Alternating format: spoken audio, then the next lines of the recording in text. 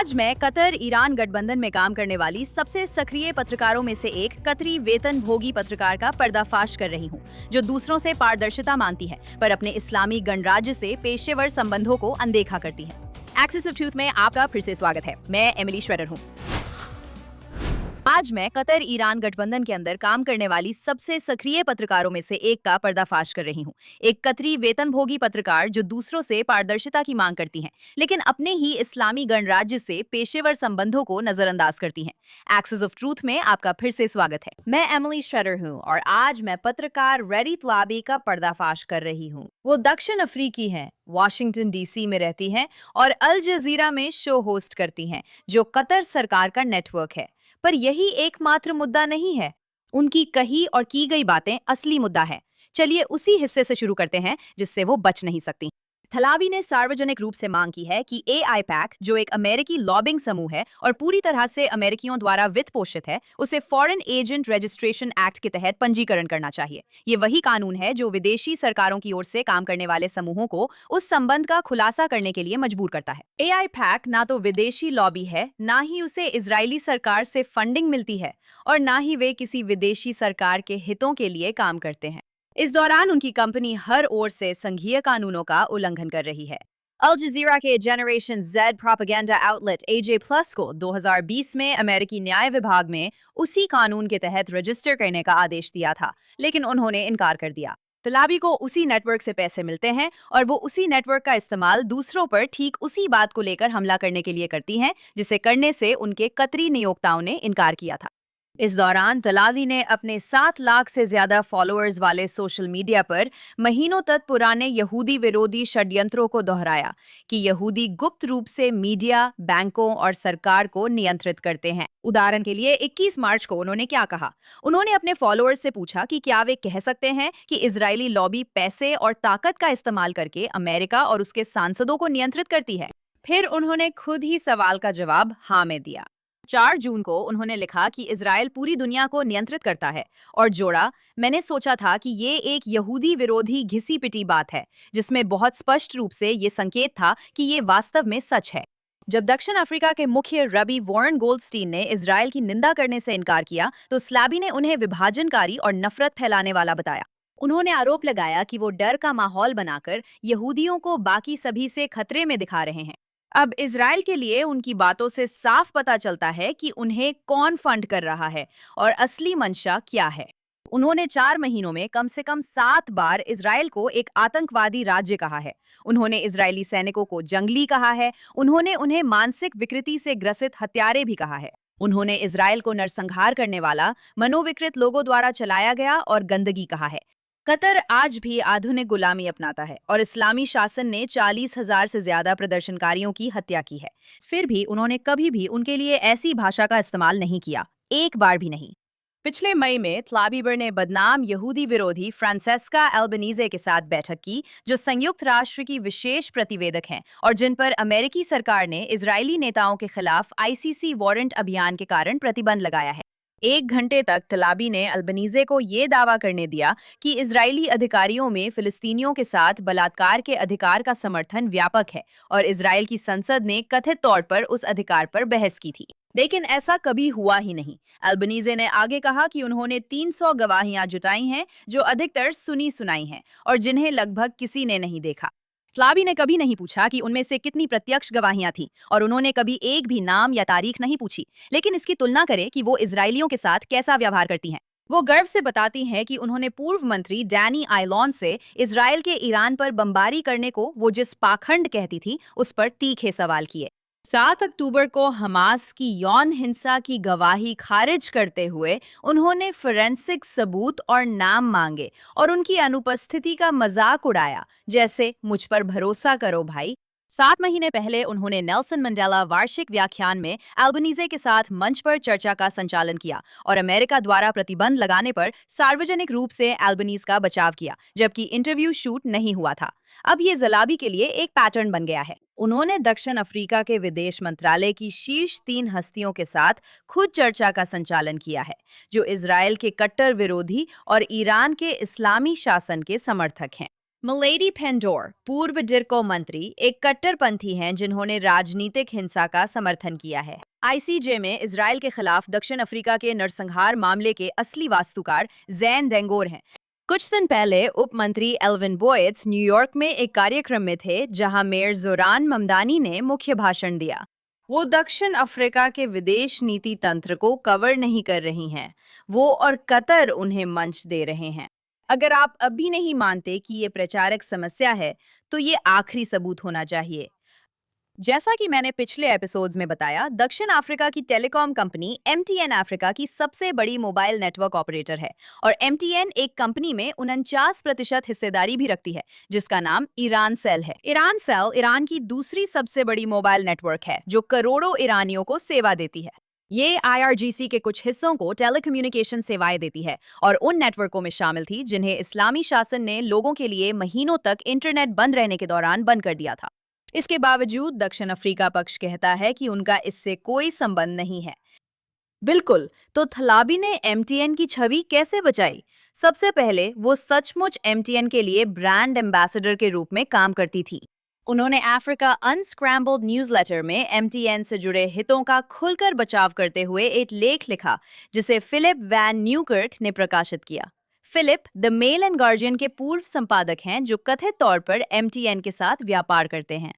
एक प्रकाशक जिसका एमटीएन के साथ व्यावसायिक संबंध है, वो थलाबी का ऐसा लेख क्यों प्रकाशित कर रहा है जो एमटीएन के हितों की सेवा करता है, और दोनों में से किसी भी हित का खुलासा क्यों नहीं किया गया?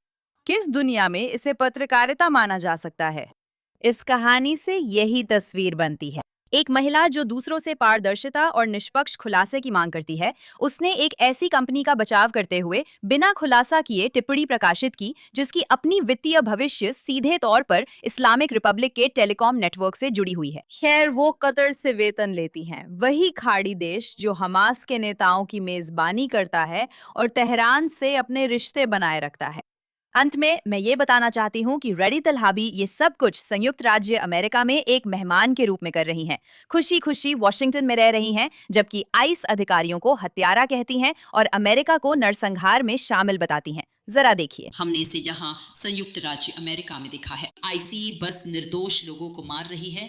छात्रों को सिर्फ साधारण ओप एड लिखने के लिए गिरफ्तार किया जा रहा है और उन्हें गायब किया जा रहा है जो हालात और नरसंहार पर विचार करते हैं। मैं तो इसे यही कहूँगी, आप इसे जो चाहें कह सकते हैं, हम यहाँ बहस नहीं कर रहे हैं। मैं बस गाजा की बात कर रही हूँ। वाह, कितनी मानवता है। दूसरों की परवाह करके उसे कितना दर्द हो रहा है, और आईसिस बस निर्दोष लोगों को मार रही है। ये बात एक दक्षिण अफ्रीकी के मुंह से सुनना वाकई में बड़ी बात है, खासकर जब उसके अपने देश में पिछले 20 सालों से हर साल औसतन 27,000 हत्याएं होती हैं और उनमें से करीब 8,000 हत्याएं तो कथित तौर पर दक्षिण अफ्रीकी पुलिस के सदस्यों द्वारा की जाती हैं। कितनी सुविधाजनक बात है कि वो इस बारे में बात नहीं करती। खैर, वैसे भी उसने अपने मंच का इस्तेमाल राष्ट्रपति ट्रंप के खिलाफ खुलकर भड़काने के लिए भी किया है, ये दावा करते हुए कि ईरान की सरकार के खिलाफ युद्ध का पूरा आधार ही गलत है और ये सिर्फ एक वहम की मिसाल है। प्रशासन ने चार्ली कर्क की हत्या का जश्न मनाने वाले विदेशी नागरिकों के वीजा पहले ही रद्द कर दिए थे। हाल ही में विदेश विभाग ने नई नीति घोषित की, जिसमें हिंसा का समर्थन या उकसावा देने वाले या चरमपंथी नेटवर्क को रसद संबंधी सहायता देने वाले विदेशी नागरिकों के प्रवेश पर रोक लगाई गई है।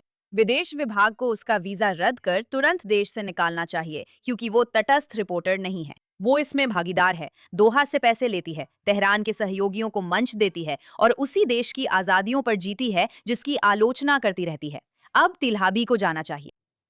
अब 3 अमेरिकी सैनिक मारे गए हैं, एक लापता है और जिस शासन ने उन्हें मारा वो कह रहा है कि समझौता ज्ञापन अब अमान्य है। तो इसका मतलब इस्लामिक रिपब्लिक ऑफ ईरान के साथ आगे क्या होगा? मैं कहूंगी इसमें आपकी सोच से ज्यादा स्पष्टता है। और अमेरिका ने ईरानी एयर डिफेंस, तटीय सैन्य ठिकानों, आईआरजीसी बलों, यहां तक के कुछ बुनियादी ढांचे पर लगातार 9वीं रात हमले करके जवाब दिया है, जबकि शासन ने एक साथ कुवैत और बहरीन पर भी गोलीबारी की। तेहरान का कहना है कि अमेरिकी हमलों के ताज़ा दौर में उसके 50 लोग मारे गए और 500 से ज्यादा घायल हुए। इन सब के जवाब में मोजतबा खमेनी ने बयान दिया, जो सरकारी टीवी पर पढ़ा गया, जिसमें अमेरिका को अविस्मरणीय सबक भुगतने की चेतावनी दी गई। उन्होंने कहा, अमेरिका द्वारा खुद किए गए उल्लंघन दिखाते हैं कि ट्रंप का एमओयू पर हस्ताक्षर निरर्थक हैं। छोड़िए उन जुनूनी धमकियों को जो शासन ट्रंप को मारने के लिए देता रहा है, या इस तथ्य को कि शासन हफ्तों से होर्मुज जलदमरू मध्य में वाणिज्यिक जहाजों पर एमओयू का उल्लंघन करते हुए गोलीबारी कर रहा है। लेकिन ठीक है, चलिए मान लेते हैं, ये वही पैटर्न है जो मैंने 2 हफ्ते पहले बताया था। फर्क सिर्फ इतना है कि अब ये ऊपर से आ रहा है।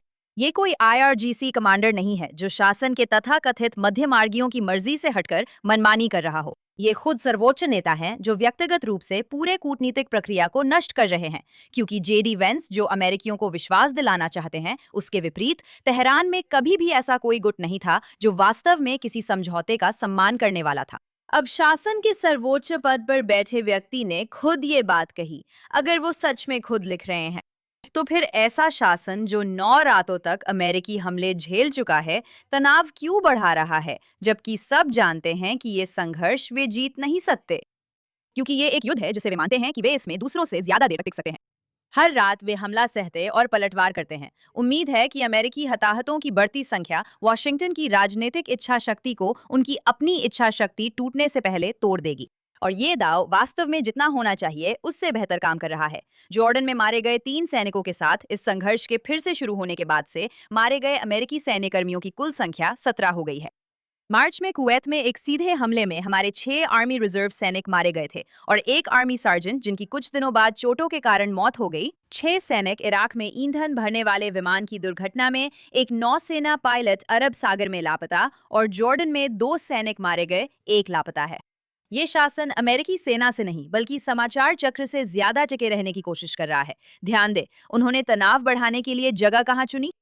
इजरायल या सीधे अमेरिकी बलों को निशाना नहीं बनाया गया, बल्कि जॉर्डन, कुवैत और बहरीन पर लगातार कुछ ही दिनों के भीतर हमला हुआ। ये कोशिश है कि युद्ध सभी के लिए समस्या बने, ताकि पर्शियन गल्फ के अरब देश वॉशिंगटन पर सिर्फ अपनी सुरक्षा के लिए तनाव कम करने का दबाव डाले। वे आपके सहयोगियों को अपने बचे रहने के लिए लॉबिंग का औजार बनाना चाहते हैं। तो अब समझिए कि ये आपके लिए वास्तव में क्यों मायने रखता है। वॉशिंगटन की जो रणनीति रही है, इसे सीमित दायरे में रखने के इरादे से हमला करना, जवाब झेलना और फिर दोबारा हमला करना, वो अमेरिकियों को मारते रहने की शासन की इच्छा या क्षमता को कम नहीं कर रही है। ये बस एक धीमी गति का थकावट वाला युद्ध पैदा कर रहा है, जिसमें मरने वालों की संख्या बढ़ती जा रही है और कोई असली अंत नजर नहीं आ रहा है। 17 मरे हुए अमेरिकी आधे अधूरे कदमों की कीमत है, ताकत की नहीं। तो अब जो बदलना चाहिए वो ये है, इसे एक सीमित बदले की लड़ाई मानना बंद करें और इसे वही समझें जो ये वास्तव में है, एक ऐसा शासन जिसकी कोई वैधता नहीं है और जिसके सर्वोच्च नेता ने खुद आपको बता दिया है कि वो कभी खुद से नहीं रुकेगा। इसका मतलब है कि इजराइल पर लगी रोक हटाएं और हमें अपना काम पूरा करने दें। इस संघर्ष को हर रात हमलों से संभालने के बजाय इस शासन के नेतृत्व को हटा दें। इसका मतलब है कि सिर्फ उन लॉन्च साइट्स को निशाना बनाने के बजाय जहां से वे बैलिस्टिक मिसाइलें दागते हैं, सीधे घेराबंदी और IRGC की कमांड संरचना पर हमला करना। इसका मतलब है कि हर हफ्ता जब ये संघर्ष सीमित रूप में चलता है, वो हफ्ता शासन को अमेरिकी धैर्य व जानों को दांव पर लगाने और जीतने का मौका देता है। ये शासन मजबूत नहीं, सिर्फ धैर्यवान है, और धैर्य तभी रणनीति बनता है जब हम उसे चलने दें। अब बढ़ते हैं द गुड, द बैड और द अगली की ओर। इस हफ्ते की बैड कहानी से शुरू करते हैं। कई हाई प्रोफाइल लोग, चाहे बाएं हों या दाएं, आलोचना से बचने के लिए फिर से यहूदियों को दोष देने का पुराना तरीका अपना रहे हैं। इस हफ्ते JD वांस ने जो रोगन से कहा कि उनके ईरान समझौता ज्ञापन की आलोचना असल में इजराइल द्वारा चलाया गया एक विदेशी प्रभाव अभियान है और इसे बहुत गुप्त और इजरायली सरकार द्वारा बेहद अच्छी तरह से फंडेड बताया। जरा देखिए। अमेरिका में कुछ ऐसे इन्फ्लुएंसर्स हैं जिन्हें इस समझौते का विरोध करने के लिए पैसे दिए जा रहे हैं। मुझे पूरा यकीन है कि आपने ये बहुत गुप्त, बेहद अच्छी तरह से फंडेड अभियान देखा है, जो बातचीत को पटरी से उतारने और समझौते को विफल करने की कोशिश कर रहा है। और कल टाइम पत्रिका का एक लेख आया था जिसे एक दोस्त ने भेजा। ये पढ़ने लायक है क्योंकि इसमें उन कई लोगों की सूची है जिन्हें सचमुच एक पूर्व ट्रंप अभियान से जुड़े व्यक्ति द्वारा पैसे दिए गए थे, जिसे खुद इजरायली सरकार के कुछ तत्वों द्वारा पैसे दिए गए थे। वे मुझे निशाना बना रहे हैं, जबकि मैं राष्ट्रपति ने देश के लिए जो बातचीत का लक्ष्य तय किया था उसे हासिल करने की कोशिश कर रहा हूं। वे मुझे घेर रहे हैं, कहते हैं कि हमें ईरान से बात नहीं करनी चाहिए, सिर्फ सैन्य अभियान अनिश्चित काल तक चलाना चाहिए। और यही उनका स्पष्ट रुख है। दुर्भाग्यवश जेडी वास अकेले नहीं हैं। हमने देखा कि वोक राइट कमेंटेटर मेगन केली, जो एंटी इजराइल सोच के लिए आलोचना झेल रही हैं, ने कहा कि अब तक केवल इजरायली प्रतिनिधियों ने ही उनके शो में पैसे देकर जगह खरीदने की कोशिश की है, और ये है उनकी साजिशी बयानबाजी। अगर आप एक्स पर जाते हैं, अगर आप इंस्टाग्राम पर जाते हैं, अगर आप टिकटॉक पर जाते हैं, तो इजराइल आपको नियंत्रित कर रहा है। वे अकेले नहीं हैं, लेकिन सच कहूं तो वे सबसे बड़े हैं। हाँ, असल में ये ना तो आर्थिक रूप से, ना ही पहुंच के मामले में, और ना ही अकाउंट्स की संख्या के हिसाब से बिल्कुल भी सच है। लेकिन इसमें हैरानी की बात नहीं है, क्योंकि मेगन केली को कुछ भी नहीं पता। एलेक्स ब्रूसेविट्स, ट्रंप के सोशल मीडिया सलाहकार, जिनके कतर से अजीब संबंध हैं, ने कहा कि अमेरिकियों को इजरायली सरकार के प्रभाव ना चाहने पर यहूदी विरोधी कहना अब काम नहीं करेगा। मजेदार है कि उन्होंने हफ्तों तक यहूदी, इजरायली और ईरानी अकाउंट्स को एमओयू की आलोचना पर परेशान किया और बॉट कहा। अब इन अकाउंट्स में सैकड़ों, जिनमें अमेरिकी पूर्व सैनिक भी थे, उससे बातचीत के तुरंत बाद कथित समन्वित फर्जी गतिविधि के कारण रहस्यमय ढंग से सस्पेंड कर दिए गए। ठीक वही जिसका उसने आरोप लगाया था। ये सिर्फ एक सौदे या उपराष्ट्रपति की बात नहीं, बल्कि एक पैटर्न है। जब तर्क में हारते हैं तो आरोप लगाते हैं कि असहमत व्यक्ति को इजराइल से पैसे मिले हैं। कई दिनों तक सुर्खियों में रहने के बाद भी किसी ने भी ये साबित करने के लिए एक भी सबूत पेश नहीं किया है कि इजराइल ने एमओयू की किसी भी आलोचना को सुनियोजित किया था। जो मौजूद है वो एक सार्वजनिक रूप से घोषित इजरायली संचार अनुबंध है, जिसे ठीक वैसे ही दायर किया गया है जैसा कि अमेरिकी कानून के तहत फैरा में आवश्यक है। कतर ने अमेरिकी विश्वविद्यालयों में अरबों डॉलर लगाए हैं और बिना पारदर्शिता के सबसे बड़ा विदेशी फंडिंग स्रोत बन गया है। रिकॉर्ड के लिए आलोचना झेलना और चुप करा दिया जाना एक जैसा नहीं है, और जब संयुक्त राज्य अमेरिका की उपराष्ट्रपति इस फर्क को नहीं समझ पाती हैं, तो ये निश्चित रूप से इस हफ्ते की एक बुरी खबर है। अब न्यूयॉर्क सिटी के मेयर अमेरिकी जमीन पर इजराइल के प्रधानमंत्री को गिरफ्तार करने की धमकी दे रहे हैं। उन्हें इसके लिए शुभकामनाएं। देखिए, मुझे लगता है प्रधानमंत्री नेतन्याहू को हेग में होना चाहिए। वो युद्ध अपराधी हैं जिन पर अंतर्राष्ट्रीय आपराधिक न्यायालय ने आरोप लगाए हैं। और आप पाएंगे कि ये एक ऐसी राय है जिसे कई लोग सिर्फ इसलिए मानते हैं क्योंकि पिछले कई वर्षों में उनके कदमों के गंभीर नतीजे सामने आए हैं। मैंने ये भी कहा है कि मैं न्यूयॉर्क सिटी में हमारे यहाँ जो कानून हैं उनका पालन करूँगा, क्योंकि मुझे लगता है कि एक नेता के रूप में जो हमारे शहर का नेतृत्व करता है, कानून का पालन करना बहुत ज़रूरी है, और यही मैं करने का इरादा रखता हूँ। मतलब, माफ कीजिए, मैं समझ नहीं पाई कि इसका क्या मतलब है। मतलब ये कि न्यूयॉर्क सिटी में कानून मुझे जो करने की अनुमति देता है वही हम करेंगे, लेकिन हम अपने हिसाब से नए कानून नहीं बनाएंगे। कानून आपको क्या करने देता है? इस पर हमारे कानूनी विभाग के साथ लगातार बातचीत चल रही है, जिसमें हम देख रहे हैं कि हमारे नगर निगम में हमारे पास क्या संभावनाएं हैं। ये आदमी बहुत बेवकूफ है, इसे सुनना भी मुश्किल है। उसे सच में लगता है कि वो अमेरिकी कांग्रेस का कोई सदस्य है। भाई, न्यूयॉर्क सिटी के मेयर का ये काम नहीं है। जोहेर मामदानी ने इस सप्ताह न्यूयॉर्क टाइम्स को बताया कि उनका प्रशासन देख रहा है कि क्या सितंबर में यूएन असेंबली के दौरान न्यूयॉर्क आने पर बेंजामिन नेतन्याहू को गिरफ्तार किया जा सकता है। ये अमेरिका के सबसे बड़े शहर के मेयर हैं, जो युद्ध के दौरान मध्य पूर्व में अमेरिका के सबसे करीबी सहयोगी के लोकतांत्रिक ढंग से चुने गए नेता की गिरफ्तारी की बात कर रहे हैं, जैसे इसका उनके काम से कोई संबंध हो। ट्रंप प्रशासन ने ये स्पष्ट किया था। यूएन में यूएस एम्बेसडर माइक वॉल्ट्स ने इसे राजनीतिक नाटक कहा और वजहें बताई कि ऐसा क्यों नहीं हो सकता। संयुक्त राज्य अमेरिका रोम संविधि का सदस्य नहीं है, जिससे आईसीसी बना था। यूएन मुख्यालय समझौता सरकार प्रमुखों को दौरे के समय राजनयिक सुरक्षा देता है। राष्ट्र अध्यक्षों को मिलने वाली छूट लागू रहती है और संघीय अधिकार स्थानीय मेयर से ऊपर होता है। नेतन्याहू ने रेडियो पर कहा कि मामदानी हमास का समर्थन करते हैं, इस्लामी शासन का बचाव करते हैं और अंदर ही अंदर अमेरिका से नफरत करते हैं। सच कहूं तो जो सुना है उसके बाद उनसे असहमत होना मुश्किल है। आखिरकार इससे कुछ हफ्ते पहले ही अमेरिकी विदेश विभाग को हस्तक्षेप करना पड़ा था और मामदानी प्रशासन के एक वरिष्ठ अधिकारी और इस्लामी गणराज्य के संयुक्त राष्ट्र में राजदूत के बीच होने वाली एक नियोजित बैठक को रद्द करना पड़ा था। हाँ, न्यूयॉर्क सिटी मेयर के दफ्तर ने उस शासन के राजनयिक से मिलने की कोशिश की जो अभी अमेरिकी सैनिकों को मार रहा है और राष्ट्रपति की हत्या की साजिश रच रहा है, और संघीय सरकार को इसे रोकने के लिए सीधे हस्तक्षेप करना पड़ा, क्योंकि विदेश नीति बनाना किसी शहर के मेयर का काम नहीं है। कुछ हफ्ते बाद वही मेयर इजरायली प्रधानमंत्री की गिरफ्तारी की बात करता है। क्या उसे न्यूयॉर्क सिटी की परवाह है या फिर उसकी पूरी पहचान और सार्वजनिक छवि सिर्फ इजराइल के इर्द गिर्द ही घूमती है? इस हफ्ते का अंत एक पॉजिटिव नोट पर हुआ जब मुझे खुशी हुई कि यौन अपराधी एंड्रू और ट्रिस्टन टेट को शनिवार को मायामी में यूएस मार्शल्स ने यूके के अनुरोध पर सीलबंद वारंट के तहत गिरफ्तार किया।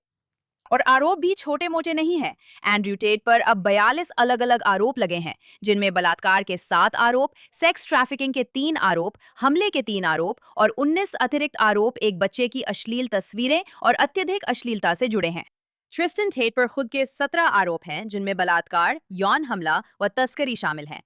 ब्रिटिश अभियोजकों के अनुसार 2010 से 2017 के बीच हुए कथित अपराधों में अब 7 पीड़ित हैं, क्योंकि 4 और लोग नए सबूतों के साथ सामने आए हैं। याद रखिए, यही 2 लोग हैं जिन्होंने मीडिया साम्राज्य बनाया, ऑनलाइन लाखों युवा पुरुषों के सामने खुद को अल्फा मेल के रूप में पेश किया और कथित तौर पर कैमरे के पीछे तस्करी व शोषण कर रहे थे। उन्होंने रोमानिया में वर्षों तक जवाबदेही से बचने की कोशिश की और पिछले साल फरवरी में संदिग्ध हालात में यात्रा प्रतिबंध हटने के बाद प्राइवेट जेट से फ्लोरिडा चले गए। उस वक्त रोमानिया के विदेश मंत्री ने कहा था कि ट्रंप प्रशासन के एक अधिकारी ने उनके मामले में रुचि ली थी, चाहे उसका मतलब कुछ भी हो। दोनों ट्रंप के खुलेआम ट्रंप समर्थक रहे हैं और कुछ समय के लिए ऐसा लग रहा था कि शायद इससे उन्हें कुछ सुरक्षा मिल जाएगी, लेकिन ऐसा नहीं हुआ क्योंकि अमेरिकी मार्शल फिर भी आ गए और अब वे मायामी की एक अदालत में बैठे हैं, जहां उन पर कुल 59 आरोप लगे हैं और उन्हें एक असली प्रत्यर्पण की लड़ाई का सामना करना पड़ रहा है। ये फैसला उन सभी के लिए आसान होना चाहिए जो महिलाओं की तस्करी और हमले की परवाह करते हैं, भले ही आरोपी किसे वोट देता हो। यूके करीबी सहयोगी है, वहां न्यायिक व्यवस्था अच्छी है, आरोप गंभीर और स्पष्ट हैं। प्रशासन से राजनीतिक दोस्ती को ऐसे अपराधों में जेल से बच निकलने का बहाना नहीं मिलना चाहिए। इन लोगों को लंदन भेजो, ब्रिटिश ज्यूरी फैसला करे और उम्मीद है कि वे जेल में सड़ते रहें। यही था हमारा शो इस हफ्ते के लिए। अगर आपके पास कोई ऐसी कहानी है जिसे आप चाहते हैं कि हम कवर करें, तो बेझिझक मुझे भेज दे। मुझे एक्स या इंस्टाग्राम पर फॉलो करें, एमिली इन तेल अवीव। अगले हफ्ते JNS पर मिलेंगे।